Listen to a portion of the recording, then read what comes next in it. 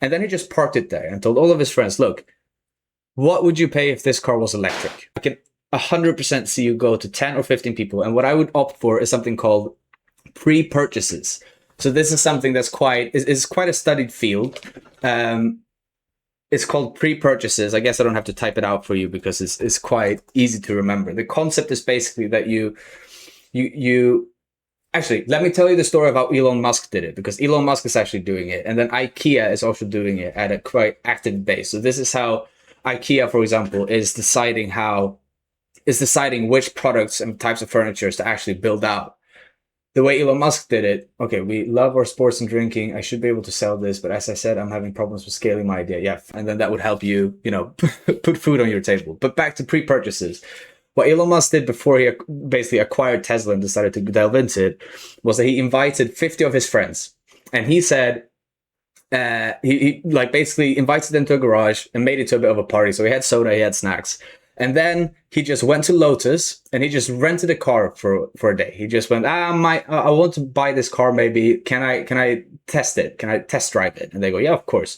So he just took that for a test drive and drove it to the garage with his 50 friends. And then he just parked it there and told all of his friends, look, what would you pay if this car was electric? And then he just started listing out the specs of it. And he said, it will go to 0 to 60 miles per hour this fast. It will be this quick. This is the range. This is like the pros and cons of having this car electric. Would you pay for it? And then they all said, yeah, sure. And then he goes, perfect. I'm taking pre-orders right now. So if you put down $50,000 right now, you will get a car from the first batch once we built it out. And I don't remember this story to the details, to be honest, but then I think all of them basically said yes. So he raised a bunch of money upfront through pre-purchases. The way IKEA does it is they are just showing their products in stores as if they were ready. They let people note it down as a product they want to buy, but when they go to the cashier and they want to cash in and basically buy the furniture, the person in the cashier actually says that, you know what, this isn't a product we actually are selling right now, but we can put you down on a name, like we can put you down on a list and you can make a pre-purchase for it. And then once we develop it, you'll get the furniture. So that's how they're doing it. How I would do it if I were you specifically with these bars was that I would go to these bars and I would say, listen, I'm building out this service. It would require these AR glasses. These AR glasses costs this much. My monthly fee for you guys to have everyone being able to watch it with real-time heat maps and analytics would be this much. Let's come up with a number. If those, let's say those glasses are $1,000, your annual subscription is, let's say, I don't know, fucking hell, $200. So $1,200 is the total cost to get started for the first year.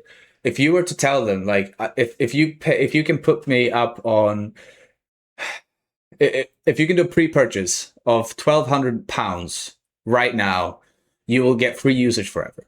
And then you do that with 10 bars, and that would help you raise funds. Something like that would be quite cool. Otherwise, what I would simply do is, if you can't get them to do pre-purchases, see if you simply just can line them up.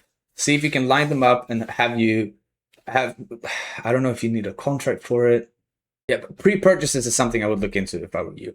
Go to these bars, tell them the idea, and basically ask them to fund you. So like pay up front, let me just build it out, and then you will have it within 2 months or whatever. Do that with 5, 10, 15 bars. Work out the economics to make sure that it works out for you. And then when you have the first 10 clients, you will have case studies. You will be able to show them basically how much better they're working. Or how much like more traffic they would drive to their restaurant for trying out these AR glasses to watch the football games, like World Cup. Like, for example, imagine if you could get this out by the World Cup finals. Like that would be crazy. They're already experiencing so much traffic watching these football games for the World Cup. So that's something I would try out.